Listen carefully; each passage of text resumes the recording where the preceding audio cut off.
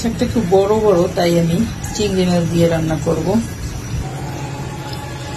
চিংড়ি মাছটা আমি একটু হলুদ দিয়ে নিয়েছি, যেহেতু এই শাকে আমি হলুদ দেবো না, চিংড়ি মাছটা একটু হলুদ না হলে ভালো লাগবে।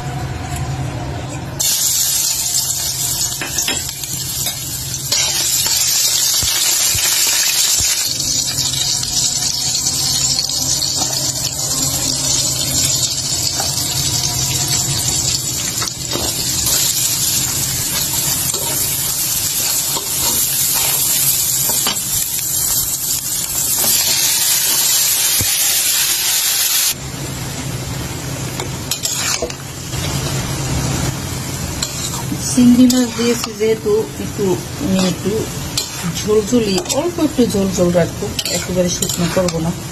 চিংড়ি মাছ দিয়ে রান্না করলে লাল শাক লাল হয় না। এটা কেমন লাল শাক জানি না, একটু ডাটাগুলো অনেক মোটা মোটা বড় বড়, মনে হয় অরিজিনাল না, এটা হচ্ছে হাইব্রিড সম্ভবত, ওইটাই করতেছে।